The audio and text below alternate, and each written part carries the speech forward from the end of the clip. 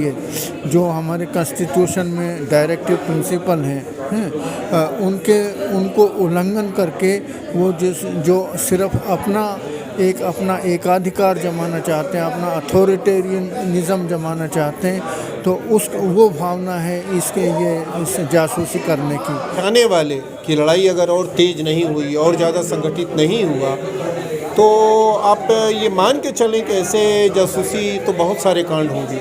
देखो, भारतीय संविधान के मौलिक अधिकार के अनुसार किसी को किसी के प्रति किसी की जासूसी या सीक्रेसी लेने का कोई अधिकार भारतीय संविधान ने नहीं दिया।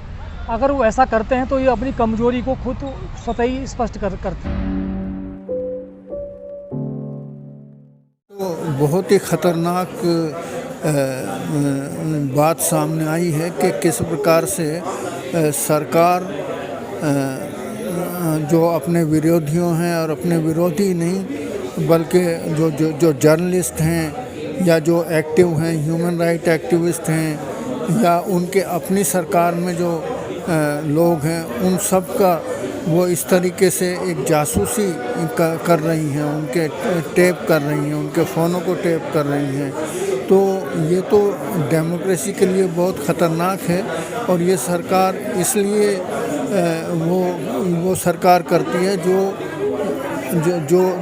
जो काम उनको करना चाहिए लोगों की भलाई के लिए, जो हमारे कॉन्स्टिट्यूशन में डायरेक्टिव प्रिंसिपल हैं उनको उल्लंघन करके वो जो सिर्फ अपना एकाधिकार जमाना चाहते हैं, अपना अथॉरिटेरियनिज़्म जमाना चाहते हैं, तो वो भावना है इस जासूसी करने की। तो ये हमारे लोकतंत्र के लिए बहुत ही ख़तरनाक है और इसकी अगर सरकार ये कहती है कि ये इसका विदेशी एक प्रोपेगेंडा है या कोई साजिश है तो इंक्वायरी करें। क्यों नहीं इंक्वायरी करती है? उसका एक जुडिशियल इंक्वायरी इसकी होनी चाहिए, सब बात साफ हो जाएगी। तो क्या लगता है सर, सरकार कभी इस चीज़ पे मतलब मोदी सरकार या अमित शाह का इस्तीफा मांगा जा रहा है, तो ये लोग कभी मतलब इस चीज़ में फंस सकते हैं? कभी सुप्रीम कोर्ट इस चीज़ को संज्ञान ले सकता है? ये सुप्रीम कोर्ट या और कोई उसके पास वो बात नहीं है। इसका जो इलाज है वो जनता के पास है। जनता ही इसको ऐसी सरकारों को उनको दिखा सकती है उनका रास्ता कि उनको क्या करना चाहिए। हमने देखा है, इमरजेंसी में भी देखा, कितनी बहुत बड़ी ताकत थी इंदिरा गांधी जी की, लेकिन जब मौका आया लोगों ने उखाड़ के फेंक दिया, है ना। तो इसी प्रकार से ये लोगों के हाथ में है। जितना हम जनता के अंदर जागृति फैलाएंगे, इस प्रकार के जो इंसिडेंट हो रहे हैं, जो जन विरोधी हैं, वो जनता के सामने ले जाएंगे तो जनता ज़रूर उसमें कुछ ना कुछ उसको जवाब देगी। एक नया मुद्दा उछल रहा है पेगासस सर, आपको जासूसी का, फोन जासूसी का, इसको आप किस तरीके से देखते हैं एक पत्रकार होने के नाते? ये डेमोक्रेसी के बारे में ये बता रहा है कि डेमोक्रेसी कितने खतरे में पड़ चुकी है और अगर डेमोक्रेसी को बचाने वाले की लड़ाई अगर और तेज़ नहीं हुई और ज़्यादा संगठित नहीं हुआ तो आप ये मान के चलें कि ऐसे जासूसी तो बहुत सारे कांड होंगे, पत्रकारों पर, जजेज पर, मंत्रियों पर, सांसदों पर, विपक्ष नेताओं पर। और मैं तो ये समझता हूँ कि कोई भी समाज में नहीं बचेगा जो भी बोलने वाला होगा उसकी जासूसी नहीं करेंगे। नहीं सर, इसे भारत से जोड़कर देखा जा रहा है, अंतर्राष्ट्रीय साजिश बताया जा रहा है। इस तरीके की चीज़ें जब भी कोई आवाज़ उठती है तो अंतर्राष्ट्रीय साजिश। अंतर्राष्ट्रीय कंपनी, वो कंपनी का सॉफ्टवेयर लगा है इसमें।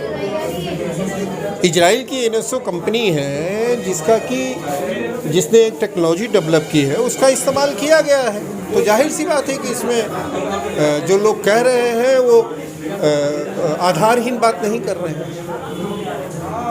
क्या लगता है इसमें अमित शाह जैसे लोगों का इस्तीफा या इस तरीके से जो मांग हो रही है, इस पर कार्रवाई होनी चाहिए? कौन कार्रवाई करेगा इनके ऊपर? नहीं, कौन कार्रवाई करेगा? लोगों के पास लोग आवाज़ उठाएं, संगठित हो, यही कार्रवाई है। और क्या कार्रवाई होगी?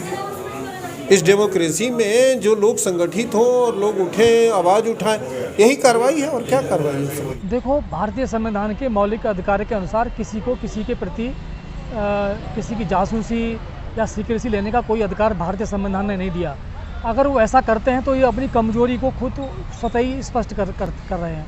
क्योंकि इनका ये मानना है कि ये खुद को इतना कम विश्वासहीन हो चुके हैं कि दूसरे पे इनको विश्वास ही नहीं है। यहाँ तक कि अपने मंत्रियों की भी जासूसी करवा रहे हैं लोग। तो ये विश्वासहीन लोग हैं, इनको अपना ही विश्वास नहीं है। देश की जनता पर, देश के राजनीतिक दलों पर इनका विश्वास क्या होगा? अपने ऊपर ही कॉन्फिडेंस नहीं है इनको।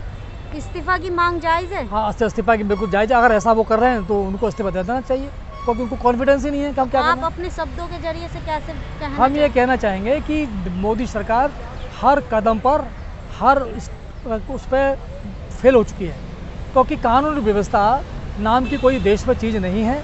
आए दिन अपराध बढ़ रहे हैं, आए दिन अत्याचार बढ़ रहे हैं, भ्रष्टाचार बढ़ रहा है, हर क्षेत्र में बढ़ोतरी हो रही है, जिससे देश को के आन बान को खतरा पैदा हो गया है।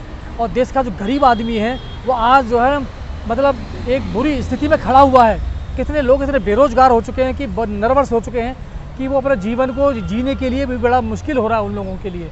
तो लिहाजा जो है इस पर रोकथाम लगानी बहुत ज़रूरी है।